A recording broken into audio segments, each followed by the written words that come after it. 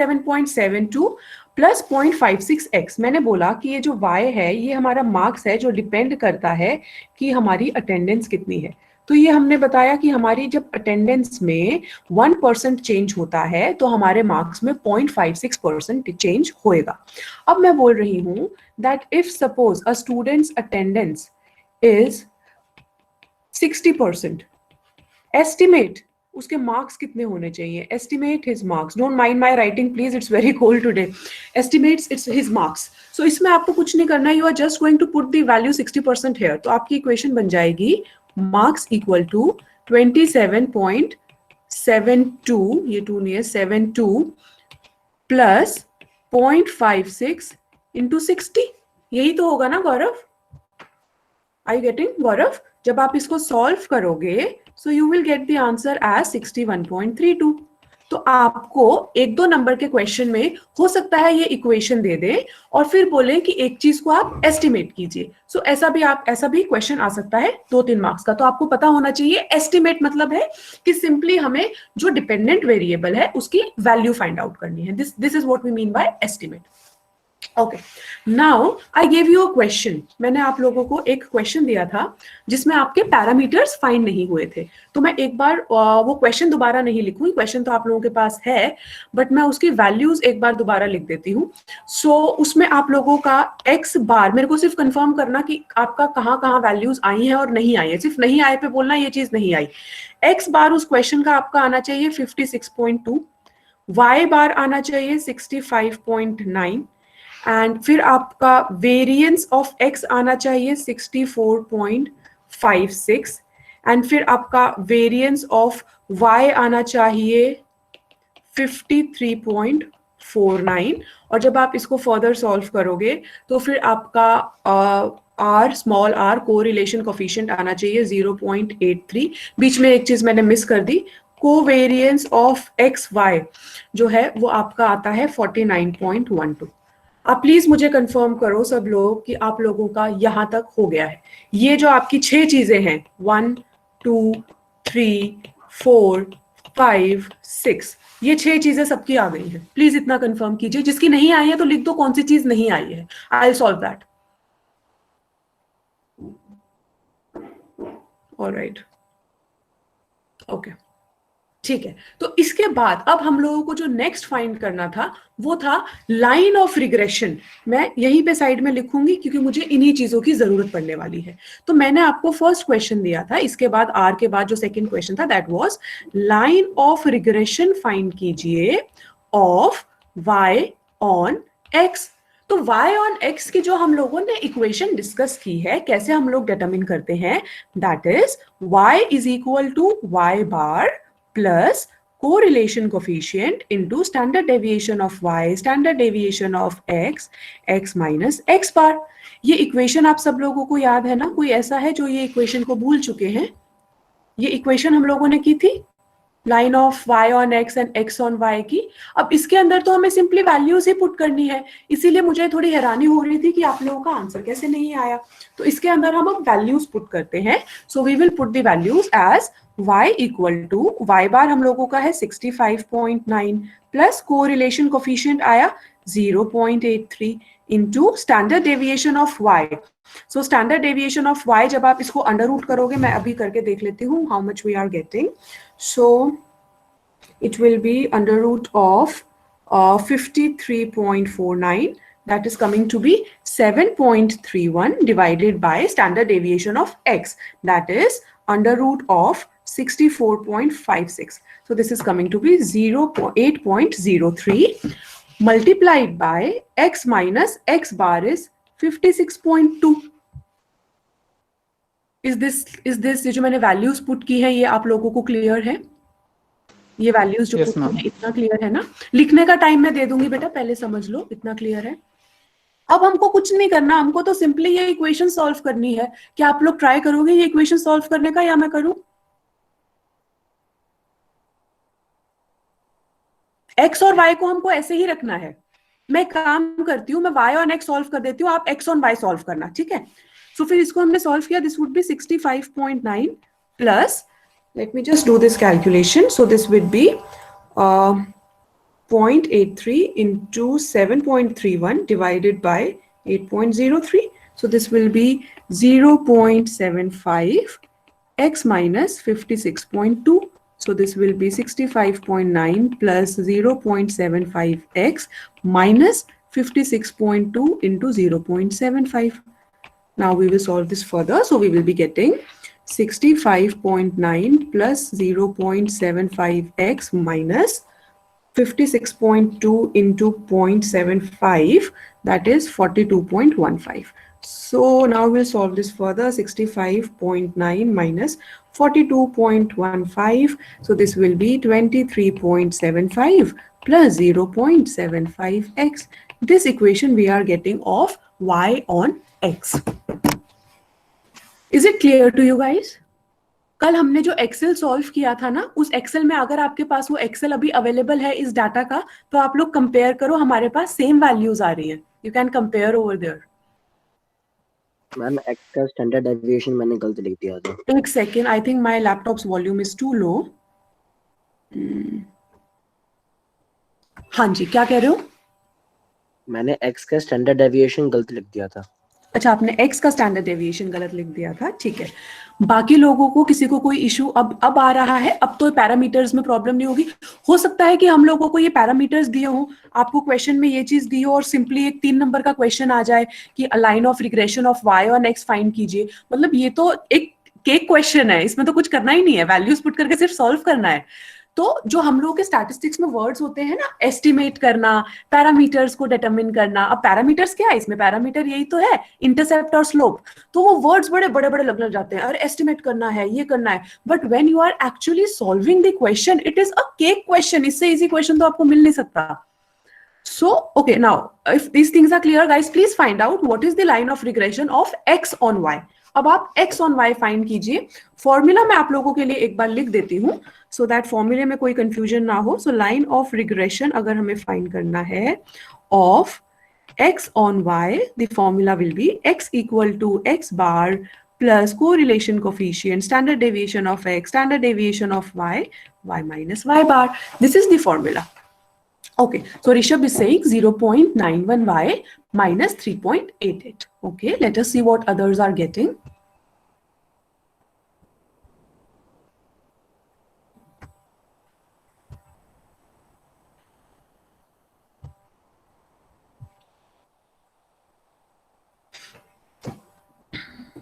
Let us wait for others, Rishabh.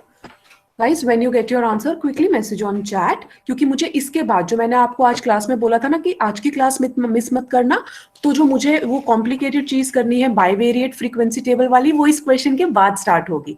So just quickly message when you are done, message your equation. आपकी जो equation आ रही है, points का इधर उधर हो सकता है, इट डिपेंड्स अपॉन कि हम लोग 2 पॉइंट ले रहे हैं, डेसिमल के बाद 3 पॉइंट ले रहे हैं. क्योंकि जो आपकी बुक है, बुक के अंदर भी जो हमारा line of regression of y on x आया है ना, वो 22 आया है. So it depends upon how we are rounding off the figures. क्योंकि उन्होंने रिग्रेशन कोफिशिएंट ले लिया है 8.04 आई थिंक. सो उसकी वजह से कुछ पॉइंट का डिफरेंस हो सकता है. Don't get confused over there. Just quickly message the equation that you are getting. All right, Vishal is getting yes 3.769. Okay. अब आप लोग देखो डिटरमिन कर सकते हो इमीडिएटली कि कितना हम लोगों का चेंज होएगा. सो 0.91 कोरिलेशन कोफिशिएंट है, पर कितना परसेंट चेंज होएगा y में विद x में with respect to y, that will be 0.91 square.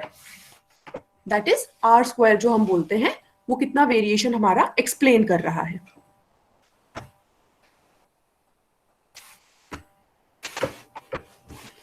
And you can match these answers. आपके ये एक्सेल पे जो हमने कल रिग्रेशन रन किया है ना, उससे मैच करेंगे आपके ये आंसर्स.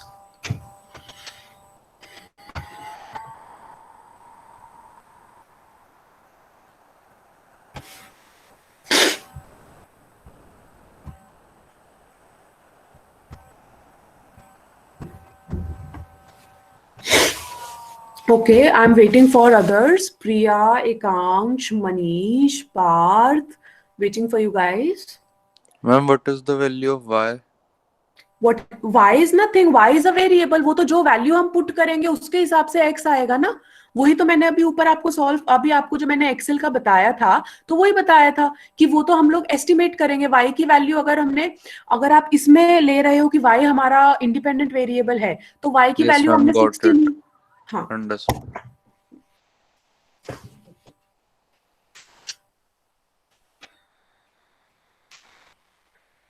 ओके प्रिया बेटा, आपसे हो रहा है? Done. Okay, Priya. All right, guys. So now this is the last topic that we are doing for this unit, for this chapter. And अब इसके लिए मत लिखना साइड बाय साइड, मत लिखना पहले, समझना, मत लिखना पहले। क्लियरली बोल रही हूँ, आप जितनी बार बोलोगे मैं इसको रिपीट कर दूंगी, प्रॉपर टाइम दूंगी लिखने का। लिखना मत, पहले सिर्फ समझना है। आपको वो टेबल याद है जो हमने बाइवेरिएट टेबल करके बनाया था, कि हमारे पास, मैं देखती हूँ अगर मुझे मिला दो, कि हम लोगों के पास अगर कुछ, हाँ ये वाला टेबल याद है ना, हमने ये टेबल बनाया था। Do you guys remember this bivariate table? ये सबको पता होना चाहिए। जिसको ये नहीं पता उसके लिए ये बहुत कॉम्प्लिकेटेड चीज हो जाएगी। तो मैं इसी टेबल को, ऐसे ही टेबल को हमें यूज करके सॉल्व करना है क्वेश्चन। अब देखो सब, मैं एक क्वेश्चन लिख रही हूँ पहले, उसके बाद हम उसका सोल्यूशन लिखेंगे। पहले हम क्वेश्चन समझेंगे, क्वेश्चन क्या बोल रहा है। So the question says the following table gives the frequency according to groups। तो अभी तक जो हमने x और y वेरिएबल किया था ना, वो तो हमने अनग्रुप्ड डाटा का किया था, जो अभी हमने प्रीवियस क्वेश्चन सॉल्व किया, कि भाई x वेरिएबल की डिटेल्स है हमारे पास, y की डिटेल्स हैं, वो अनग्रुप्ड डाटा हो गया। अब हम ग्रुप्ड डाटा का कोरिलेशन कोफिशिएंट निकालना सीखेंगे। सो ये बोल रहे हैं हमारे पास एक टेबल है जिसमें ग्रुप्ड, हम लोगों को ग्रुप्ड फ्रीक्वेंसी दी हुई है, and this table talks about the marks obtained by 67 students in an intelligence test। और ये जो हमारे पास मार्क्स हैं, इसको हमने एज से रिलेट किया हुआ है। हम ये देखना चाहते हैं कि हमारा जो एज से कितना हमारा इंटेलिजेंस रिलेटेड है। So the question says measure the degree of relationship, measure the degree of relationship between age and intelligence test। So now please just maintain your focus on the screen। अब हमारे पास test marks given है, और ये जो test marks हैं ये हमको grouped data में गिवन है। 200 से 250, 250 से 300, 300 से 350 एंड 350 से 400। बहुत ही छोटा डाटा लिया है मैंने। ये हमारा एक वेरिएबल है, सपोज ये हमारा y वेरिएबल है, क्योंकि हम क्या निकाल रहे हैं, हमें ये निकालना है कि हम लोगों का कितना कोरिलेट करता है x और y। अभी हम रिग्रेशन की बात नहीं कर रहे, हम लोग कोरिलेशन की बात कर रहे हैं। तो हमारे मार्क्स एज के ऊपर कितने डिपेंडेंट है, हमें वो निकालना है। तो ये हमारा y वेरिएबल हो गया, एंड सपोज हमारा जो x वेरिएबल है वो एज इन ईयर्स गिवन है, से this is our x variable. As हमको गिवन है सपोज 18, 19, 20, 21। अब हम लोगों को ना इसके अंदर यहाँ पे यस, सो नाउ सी,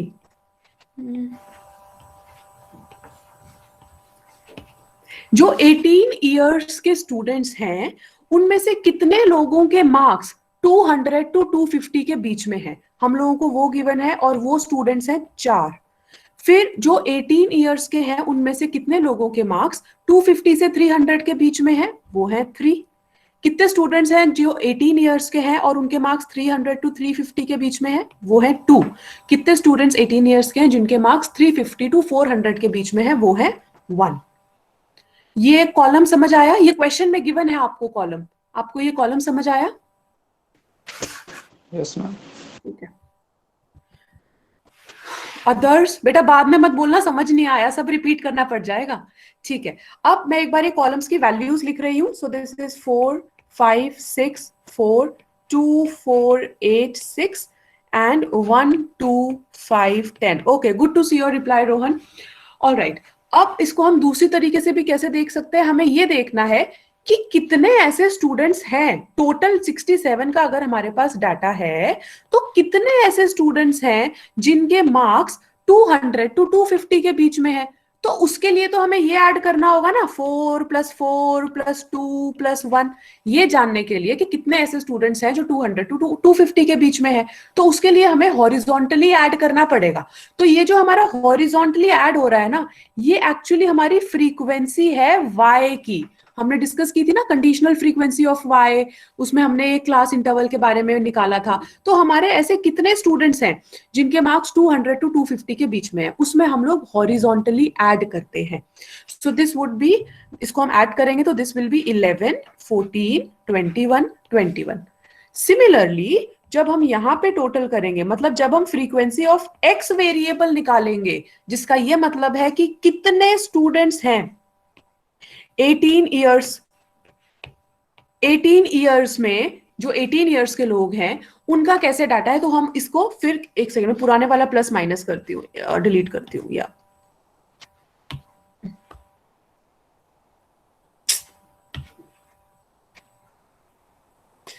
उफो, ये पूरा ही डिलीट हो रहा है, 1 सेकेंड, प्रॉब्लम हो जाएगी। या सो अब जब हम लोगों को ये fx निकालना है तो उसके लिए हम लोग वर्टिकली समेशन करेंगे। तो हमारा फ्रीक्वेंसी 18 इयर्स की कितनी आ जाएगी, दिस वुड बी 10। फिर हम इसको वर्टिकली ऐड करेंगे ना, ऐसे वर्टिकल ऐड होएगा, so it will come as 10, then this will be 19, this will be 20 and this will be 18। क्या आप लोगों को यहां तक क्वेश्चन समझ आ गया है? फ्रीक्वेंसी ऑफ y कैसे निकाली है और फ्रीक्वेंसी ऑफ x कैसे निकाला है?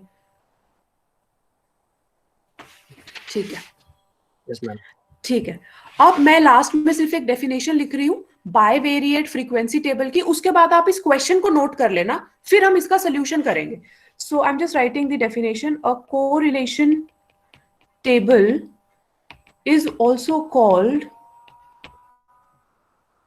अ bivariate frequency table since it also shows the frequency distribution of two related variables. अब एक बार आप ये क्वेश्चन नोट कर लो, समझ लो, किसी को दिक्कत है इस क्वेश्चन में तो मुझसे पूछ लो, मैं फिर से आपको एक्सप्लेन कर दूंगी, but just note down this question, understand this question, and then we will solve the solution. When you are done, give me a thumbs up, give me a yes. We'll move on to the solution of this.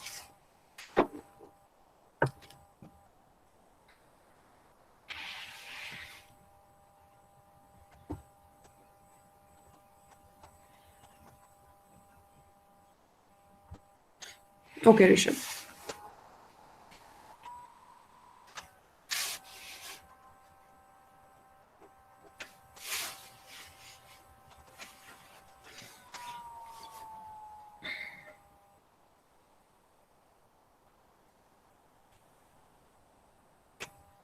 Okay, Vishal. All right, Akhil and Priya. मुझे लग रहा है आप लिख रहे थे side by side. I have full doubt. चलो कोई नहीं, समझ में आना चाहिए. Good that you are multitasking and maintaining the focus. Okay, anybody who wants me to wait? Anybody who wants me to wait? Everybody done? Okay. चलो अब मैं ना इस टेबल को दोबारा लिखूंगी, हमें कोरिलेशन कोफिशिएंट निकालना है, बट जब आप इस टेबल को दिस विल सी, ये टेबल आप लोगों को हॉरिजॉन्टली बनाना पड़ेगा, लैंडस्केप पे बनाना पड़ेगा, क्योंकि इसमें बहुत सारी रोज और कॉलम्स आने वाली हैं, तो इसको आप ऐसे सीधा मत बनाना, do it on landscape, horizontally ही बनेगा ये table. So I just make this table again, we are moving towards the solution now. Yes. So now this is, एक minute यार, I need space also. Yeah.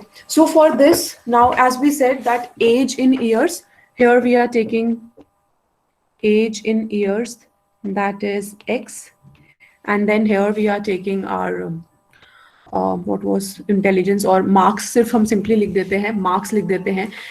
So this would be our Y variable, that is marks.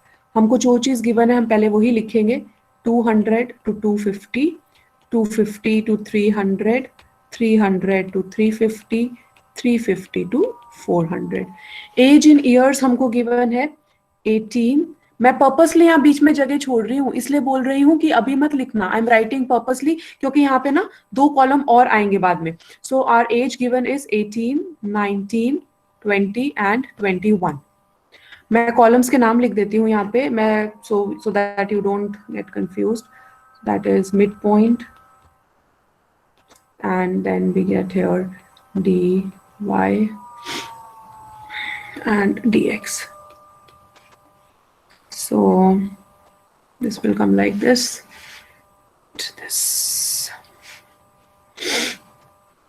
Okay. अब हम सबसे पहले इसकी details लिखते हैं जो हमें गिवन है. अगेन हम पहले टेबल फॉर्मुलेट करेंगे, जो फ्रीक्वेंसी हमें गिवन है वो फ्रीक्वेंसी एज इट इज लिखेंगे पहले हम लोग. Then we will see how we will proceed about this.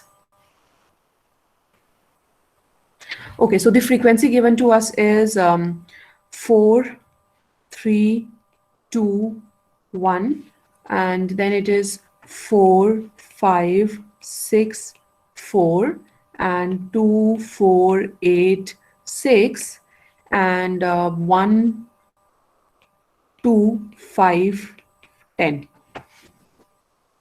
ठीक है? This is the basic table. Now we have to do something with this table to get correlation coefficient. Okay.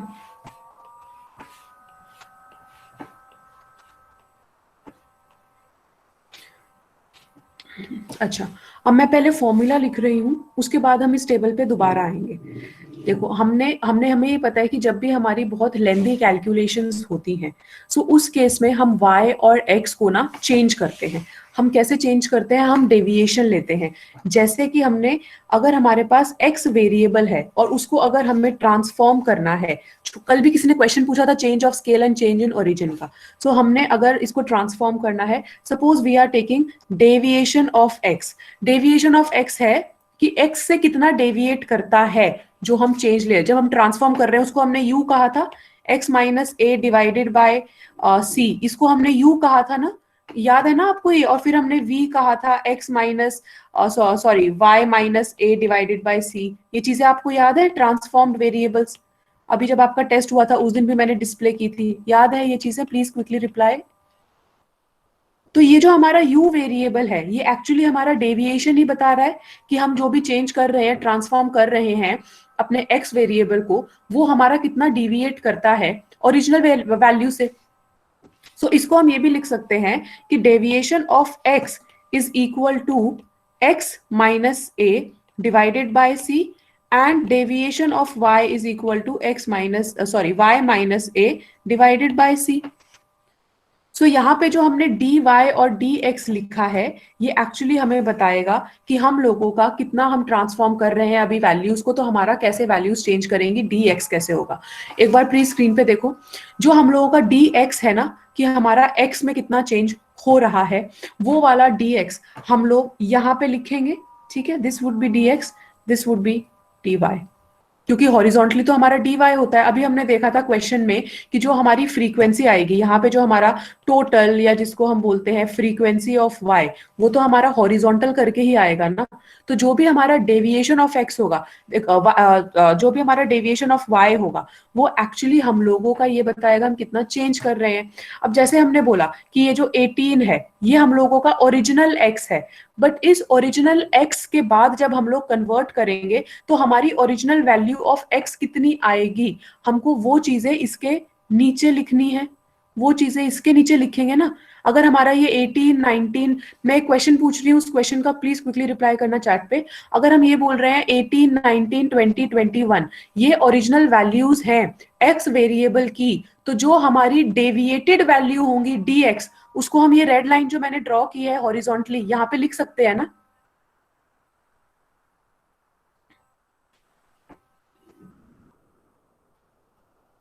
Guys, please respond. My question is कि अगर हम लोगों की original values 18, 19, 20, 21 है, तो जब हम इस ओरिजिनल वैल्यूज को ट्रांसफॉर्म करेंगे, वो ट्रांसफॉर्म्ड वैल्यू मैं यहाँ पे लिख सकती हूँ ना, 18 के नीचे हमारी ट्रांसफॉर्म्ड वैल्यू कितनी है, 19 के नीचे कितनी है, 20 के नीचे कितनी है। भाई अगर हम लोगों ने एक टेबल लिया है, ये x है, ये 18, 19, 20, 21 है, अब मैं बोल रही हूँ मैंने इसको ट्रांसफॉर्म कर दिया, वो ट्रांसफॉर्मेशन को मैं dx बोल रही हूँ, तो हमारा कितना ट्रांसफॉर्म्ड वैल्यू आया वो इन्हीं के तो साथ में लिखते हैं ना हम कॉलम में। अब जब हमने इसको रो में लिख लिया तो मैं रो में लिखूंगी। ओके, सो इतना आपको क्लियर है। So now let us see how are we changing these values. तो अब मैं x के लिए क्या कर रही हूं कि मैं एज्यूम कर रही हूं कि हम लोगों का जो एज्यूम्ड मीन है, जो एज्यूम्ड मीन है हम लोगों का वो 19 है। So dx is equal to x minus 19, और मैं स्केल चेंज नहीं कर रही, c को मैं 1 ही ले रही हूं, c को मैं 1 ही ले रही हूं। तो अब मुझे क्या करना है यहाँ पे, dx हमारा कितना डेविएशन है, हम ये कैसे निकालेंगे, x वेरिएबल माइनस 19, तो मैं लिखूंगी 18 minus 19 is equal to -1, 19 minus 19 is equal to 0, 20 minus 19 is equal to 1, 21 minus 19 is equal to 2। क्या आप लोगों को इतना समझ आ गया है? अगर हमारे पास टेबल होता ये x का और वहां पे 18, 19, 20, 21 होता, और मैं बोलती मैंने डेविएशन ऑफ x लिया है x माइनस a इज 19, तो हमारी वैल्यूज ये आती ना। इसको मैंने रो में लिख दिया, ठीक है ना। किसी को डाउट है तो बेटा पूछ लो, मैं आपको आधा टेबल करके लिखने का टाइम दूंगी, क्योंकि एकदम से आप लोगों के लिए भी टेबल ड्रॉ करना मुश्किल हो जाएगा। आप एक काम करो, अभी इतना लिख लो, इतना लिख लो पहले, उसके बाद हम ड्रॉ करेंगे। बट प्लीज स्पेस पूरी छोड़नी है। अभी हमारे यहाँ पे लास्ट में ना 3-4 रो और आएंगी, नीचे भी 3-4 कॉलम और आएंगे यहाँ पे, और नीचे भी 3-4 रो और आएंगी, तो अपना स्पेस छोड़ते हुए चलना, घिचपिच मत बनाना साइड बाय साइड। अब बना लो, इसको लिख लो, फिर मैं आगे करती हूँ। Let me know when you are done.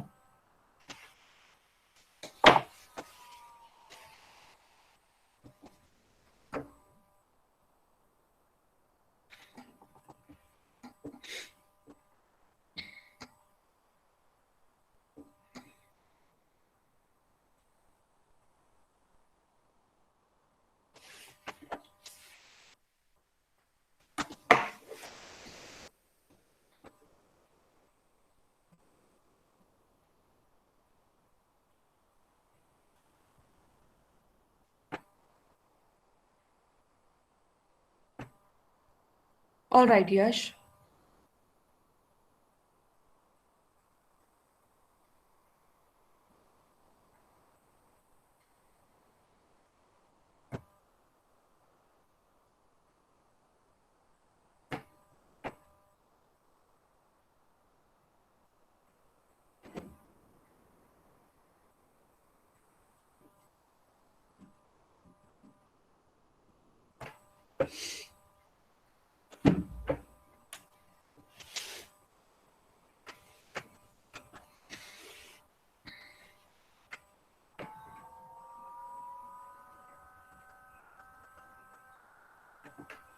Waiting for others. Okay, Rishabh.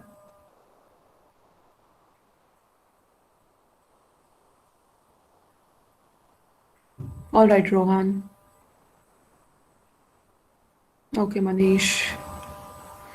Anybody wants me to wait? All right, Akhil. Anybody wants me to wait? Just quickly message W. We'll wait for 2-3 more minutes if you want me to wait.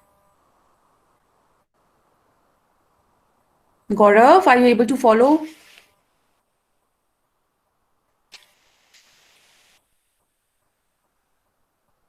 Okay, nobody wants me to wait. Let us move ahead then.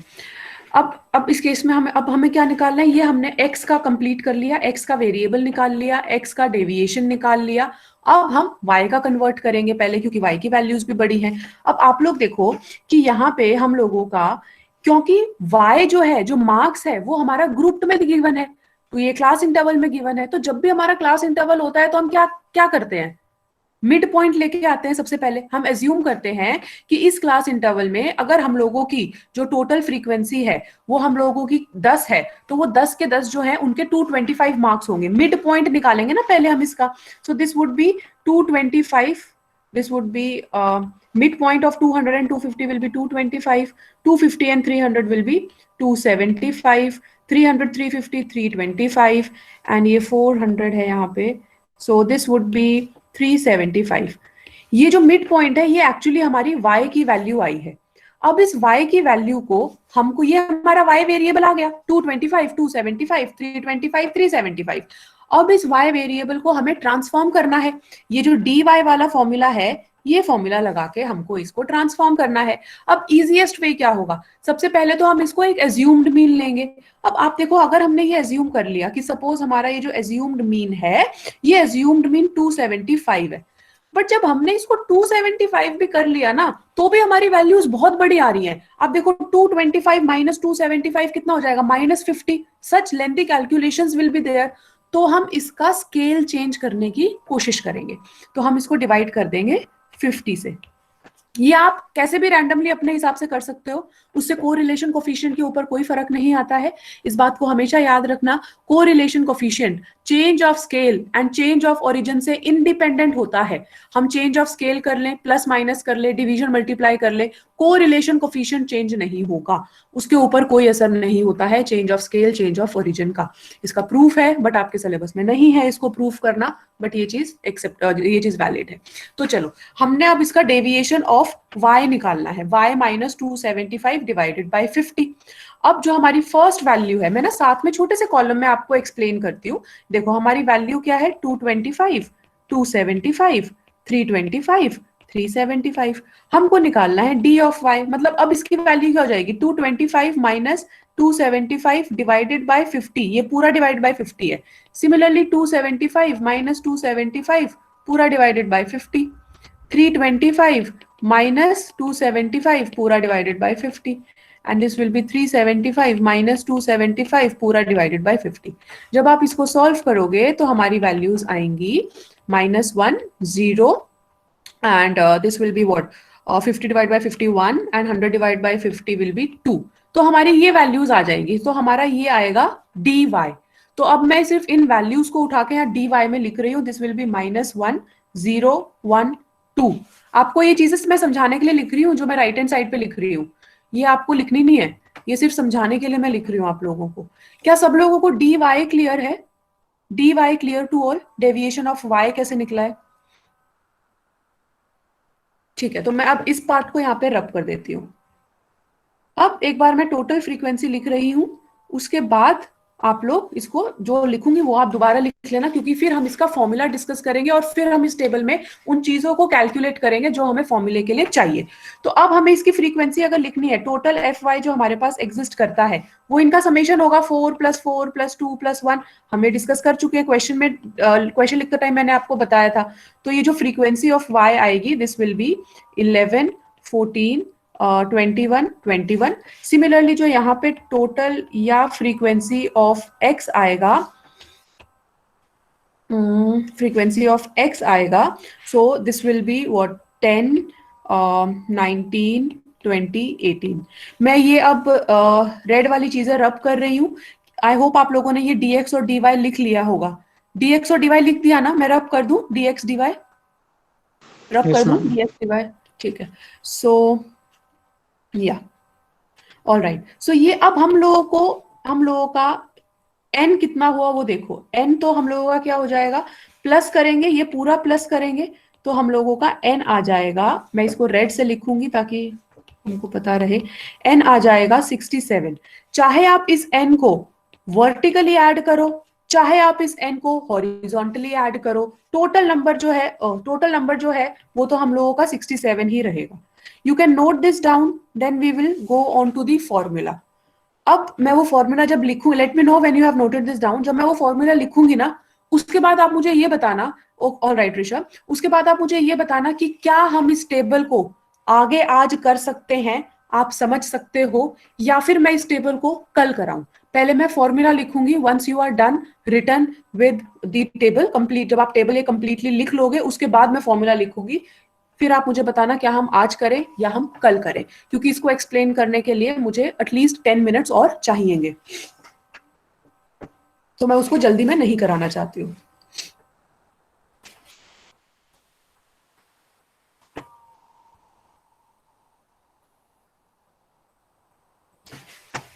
So This is our dy vertically and this is our dx horizontally. या गौरव waiting no problem. यश पहले formula देख तो लो कि formula क्या है, पहले ही tomorrow बोल दिया. All right. Yeah, Rohan waiting, not going ahead until you give a thumbs up. Okay, Rishabh. तो मैं ना क्या करती हूँ, जब तक आप लोग ये टेबल लिख रहे हो ना, उस फॉर्मूले को मैं नहीं, मेरे को नेक्स्ट पेज पे लिखना, उस फॉर्मूले को मैं चलो इसके नीचे लिख देती हूँ एक बार, so that people who are done they can at least see. So हमें जो कोरिलेशन कोफिशिएंट निकालना है वो हम लोगों को, उसका फॉर्मूला हो जाएगा summation of f d x d y minus summation of f dx summation of f dy divided by under root of summation f dx square minus summation f dx whole square divided by 9, ये पूरा under root में है. Then under root of summation f dy square minus summation of f dy whole square divided by 9. This is the formula जिसके through हमें correlation coefficient पता चलेगा. All right, you are done, great. So अब इस formula के according देखो हमें कितनी चीजें फाइंड आउट करनी है टेबल के अंदर. सबसे पहले हमें फाइंड करना है summation of f d x d y, फिर हमें फाइंड करना है summation of f d x, then we also need to find out summation of f d y, then we need to find out summation of f dx square and then we have to find out summation of f dy square. हमें ये 5 चीजें इस table से find out करनी है. सो वो जो मैं आपको एक्स्ट्रा रो और कॉलम कह रही थी ना, अब पता है वो कैसे आएगा, वो देखो मैं टेबल पे लिख के आपको बताती हूँ. वो अब ऐसे आएगा, एफ वाई हमने निकाल लिया, फिर वो आएगा एफ वाई स्क्वायर, ठीक है, फिर आएगा एफ एक्स एफ वाई. तो हमको ये चीजें फिर कैलकुलेट करनी होंगी. सिमिलरली यहाँ पे आ जाएगा एफ एक्स स्क्वायर डेविएशन, सब ये डेविएशन यहाँ पे हो जाएंगे क्योंकि फिर हमको डी के एस्पेक्ट से करना है. डेविएटेड जो हमारी डेविएटेड वैल्यू होएगी ना, उस डेविएटेड वैल्यू के अकॉर्डिंग हम लोगों को यहाँ पे फ्रेम करना होगा. सो दिस वुड बी एक सेकेंड. तो हम लोगों को अब ये तो हमारी फ्रीक्वेंसी वाई की थी, अब हम इसको कन्वर्ट करेंगे into f d y deviated value, फिर होएगा एफ डी वाई स्क्वायर और फिर होएगा f d x d y. Similarly यहाँ पे भी हम लोगों को पहले फाइंड करना होगा f d x square and then f d x y. So हमें ये चीजें अभी फाइंड करनी है. अब आप लोग मुझे बताओ ये आज करना है या कल करना है. अगर आज भी होगा तो वो सिर्फ डी वाई का हो पाएगा, या तो मैं डी वाई का करा देती हूँ, डी एक्स का खुद करने की कोशिश करना, करा दूं डी वाई का. Yes ma'am. ठीक है, ये फॉर्मूला आप लोग ये फॉर्मूला प्लीज लिख लो एक बार, या ये मैं दोबारा लिख दूंगी, मैं रब कर देती हूँ. ठीक है, ये मैं रब कर रही हूँ क्योंकि फिर नीचे स्पेस, चलो नीचे की तो स्पेस हमें वैसे भी नहीं चाहिए, छोड़ो. चलो एफ डी वाई निकालते हैं. अब हम सबसे पहले एफ डी वाई क्या हो जाएगा, हमारा जो फ्रीक्वेंसी है, फ्रीक्वेंसी हम लोगों को गिवन है इसकी. सो फ्रीक्वेंसी वुड बी, अब हम कंसीडर करेंगे, देखो ये वाला टेबल हम कंसीडर करेंगे, ये हमारी फ्रीक्वेंसी यहाँ पे गिवन है, ये हमारी फ्रीक्वेंसी आ रही है, हमें इसको मल्टीप्लाई करना है डी वाई के साथ, इस वाले टेबल के साथ हमें मल्टीप्लाई करना है. अब क्योंकि हमारा फ्रीक्वेंसी का टेबल ये हो गया और हमारा डी वाई की वैल्यू ये हो गई. अब देखो हमारे पास जब नॉर्मल होता है ना कि हम लोगों को ये वाई वेरिएबल गिवन है, ये हमारी फ्रीक्वेंसी गिवन है, तो हम एफ वाई ऐसे ही तो निकालते हैं. तो उसी तरीके से अब हमें यहाँ पे डी वाई गिवन है, फिर हमारा एक टेबल फ्रीक्वेंसी का है, फिर हमें यहाँ पे एफ डी वाई निकालना है. इतना क्लियर हुआ एफ डी वाई कैसे निकालना है? मैं अभी वैल्यूज लिखूंगी. क्लियर हुआ इतना एफ डी वाई कैसे निकालना है? Yes ma'am. ठीक है, चलो फिर now let us just write the values. तो हमें क्या करना होगा, this 11 frequency multiplied by -1, so this will be -11. Then we will have 14 frequency multiplied by 0, so we will have 0. Then we will have 21, that is the frequency multiplied by deviation of y, that is 1, so this will be 1 नहीं है 21 है, sorry, 21 into 1, so this will be 21. And then we will have this 21, that is the frequency multiplied by a deviated value of y or transformed value of y, that is 2, so this will be 42. इतना आ गया ना सबको? So this will be summation of f d y. जब हम इसको add करेंगे, so this will come out to be what? 42 plus 21, that is 63. 63 minus 11, yeah, 52. ठीक है. अब आप नेक्स्ट चीज देखो. नेक्स्ट जो कॉलम है हमारा वो बोल रहा है f d y square. F d y square बोला है. एफ स्क्वायर डी वाई ये नहीं बोला है. तो मतलब हमें डेविएशन जो है उसका स्क्वायर करना है और फिर फ्रीक्वेंसी से मल्टीप्लाई करना है. एफ स्क्वायर डी वाई और एफ डी वाई स्क्वायर में फर्क होता है. तो हमें पहले डी वाई स्क्वायर करना है. तो डी वाई स्क्वायर कितना हो जाएगा? -1 का square 1 and then 1 into 11. So this will be 11. Then we will have 0 ka square 0 into 14. So this will be 14. 1 square 1 into 21. So this will be 21. 2 square 4 into 21. So 21 into 4, this would be 84. फिर हम यहाँ पे लिखेंगे summation of f d y square.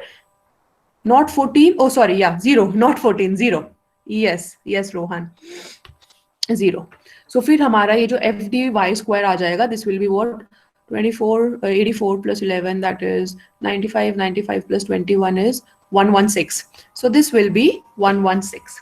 Just check the calculation, it should be right. So this would be 116. Yes. So इस तरीके से हमने F d Y और एफ डी वाई स्क्वायर निकाला. मैं एफ एक्स और एफ डी एक्स और D Y अभी नहीं करा रही हूँ. आप एक बार खुद से देखो कि हमारा एफ मतलब सॉल्व करना, फिर कल इसको क्लास में डिस्कस करेंगे कि f d x d y कैसे आएगा, एफ डी एक्स कैसे आएगा, एफ डी एक्स स्क्वायर कैसे आएगा. Can you try to complete this table? We will discuss this tomorrow, but I want you people to try. जो आज हुआ है उसमें किसी को कोई डाउट है कहीं पे तो प्लीज पूछ लो.